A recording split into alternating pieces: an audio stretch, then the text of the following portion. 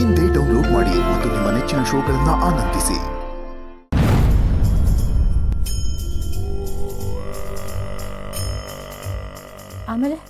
ಆಮೇಲೆ ಏನಾಯ್ತು?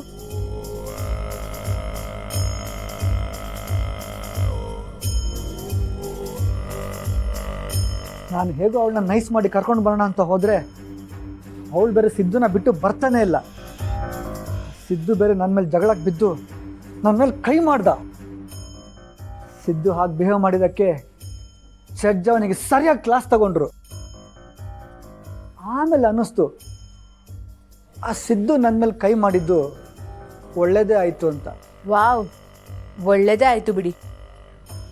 ಮಗು ಅವನ ಹತ್ರ ಹೋಗಿದ್ದನ್ನ ನೀವು ವಾಪಸ್ ಕರ್ಕೊಂಬರ್ತಾ ಇದ್ರನ್ನ ನೋಡಿ ತಡ್ಕೊಳಕ್ಕಾಗದೆ ಕೋರ್ಟಲ್ಲಿ ಸರಿಯಾಗಿ ಬಿಹೇವ್ ಮಾಡಿದೆ ಕಟ್ಕಟೆಯಿಂದನೇ ಎಗರ್ಕೊಂಬಂದು ನಿಮ್ಗೆ ಹೊಡೆದು ಈ ಥರ ಎಲ್ಲ ಬಿಹೇವ್ ಮಾಡಿದ್ದಾನೆ ಅಂತ ಅಂದರೆ ಅಲ್ಲಿಗೆ ಕೋರ್ಟಲ್ಲಿ ಇರಬೇಕಾದ್ರೇ ಈ ಥರ ಬಿಹೇವ್ ಮಾಡೋನು ಇನ್ನು ಆಚೆ ಯಾವ ರೀತಿ ಬಿಹೇವ್ ಮಾಡ್ಬೋದು ಅಂತ ಜಡ್ಜಿಗೂ ಸ್ಟ್ರಾಂಗ್ ಆಗಿ ಅನಿಸಿರುತ್ತೆ.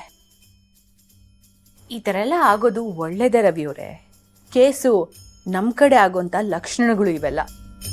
ಹೌದು ನೀಲ್ ಅವರೇ, ನೀವು ಸರಿಯಾದ ಟೈಮಿಗೆ ಐಡಿಯಾ ಕೊಟ್ಟಿರಲಿಲ್ಲ ಅಂದರೆ ನಾನು ಅವಳನ್ನ ಎತ್ಕೊಳ್ಳೋಕೆ ಹೋಗ್ತಾನೆ ಇರಲಿಲ್ಲ. ಆ ಯೋಚನೆ ನನ್ನ ತಲೆಗೆ ಬಂದಿರಲಿಲ್ಲ. ಈ ಸಿದ್ದು ಆಗಿ ಬಿಹೇವ್ ಮಾಡಿದ್ದಕ್ಕೆ ಜಡ್ಜ್ ನನ್ನ ಪರ ಇರ್ತಾರೆ.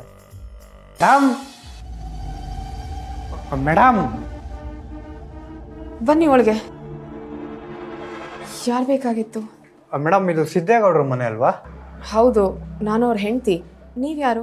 ಮೇಡಮ್ ನಾನು ಲೋಕೇಶ್ ಅಂತ, ವೈಲ್ಡ್ ಲೈಫ್ ಫೋಟೋಗ್ರಾಫರ್ ಯೋಗಿ ಇದಾರಲ್ವಾ ಅವ್ರ ಅಸಿಸ್ಟೆಂಟು. ನಾನು 2 days ಒಳಗಡೆ ವಾಪಸ್ ಬರ್ತೀನಿ. ಅಕಸ್ಮಾತ್ ಬರದೇ ಹೋದರೆ ನೀನು ಇದನ್ನು ತಗೊಂಡೋಗಿ ಸಿದ್ದೇಗೌಡ್ರ ಕೈಲಿ ಕೊಡಬೇಕು ಅಂತ ಈ ಪೆನ್ಡ್ರೈವ್ ಕೊಟ್ಟಿದ್ರು ಮೇಡಮ್. ಈಗ ನಮ್ಮ ಸರ್ ಎಲ್ಲಿದ್ದಾರೆ ಅಂತ ಗೊತ್ತಿಲ್ಲ. 2 days ಅಂತ ಹೇಳಿ 1 ವಾರ ಆದರೂ ಇನ್ನೂ ಮನೆಗೆ ಬಂದಿಲ್ಲ. ನಾನು ನಿಮ್ಮ ಯಜಮಾನ್ರ ಹುಡ್ಕೊಂಡು ಹೋದ್ಮೇಲೆ ಗೊತ್ತಾಯ್ತು ಅವರು ಆ ಮನೆಯಲ್ಲಿಲ್ಲ, ನಿಮ್ಮ ಜೊತೆ ಇದ್ದಾರೆ ಅಂತ. ಅಲ್ಲ, ನಿಮ್ಮ ಸರ್ ಯಾರು ಅಂತಾನೆ ನಮಗೆ ಗೊತ್ತಿಲ್ಲ. ಅವ್ರು ಯಾಕೆ ಸಿದ್ದು ಅವ್ರನ್ನ ಭೇಟಿ ಮಾಡಬೇಕು ಅಂತ ಹೇಳಿದ್ರು? ಅದರಲ್ಲೂ ನಮ್ಮ ಮಾವನ ಮನೆ ಹತ್ರ ಹೋಗಿ ಮಾತಾಡೋವಂಥ ವಿಷಯ ಏನಿತ್ತು? ಅದು ನನಗೆ ಗೊತ್ತಿಲ್ಲ ಮೇಡಮ್. ಈ ಪೆನ್ಡ್ರೈವ್ ಕೊಟ್ಬಿಡ್ಬಾ ಅಂತ ಆಗ ಹೇಳಿದ್ರು, ಅದಕ್ಕೆ. ಇದರಲ್ಲಿ ಏನಿದೆ ಗೊತ್ತಿಲ್ಲ ಮೇಡಮ್, ಏನೋ ಇಂಪಾರ್ಟೆಂಟ್ ಇದೆ ಅಂತ ಹೇಳಿದರು. ಒಂದ್ಸಲಿ ನೋಡಿ ಮೇಡಮ್.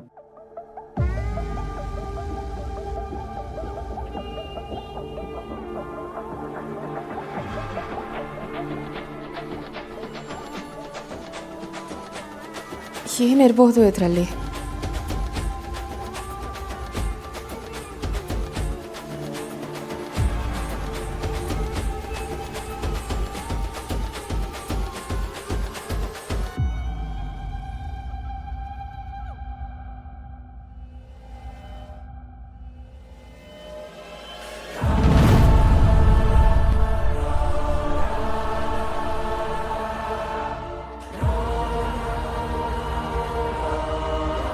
ಇಷ್ಟು ದಿವಸ ನನಗೆ ಅನುಮಾನ ಇತ್ತು, ಆದರೆ ಈಗ ಎಲ್ಲ ನಿಜ ಅಂತ ಗೊತ್ತಾಗ್ತಿದೆ.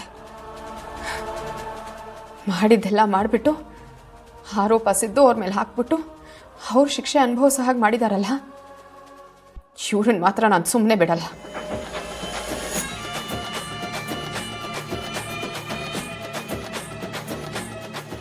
ಲಕ್ಷ್ಮೀ ನಿವಾಸ ಲಕ್ಷ್ಮೀ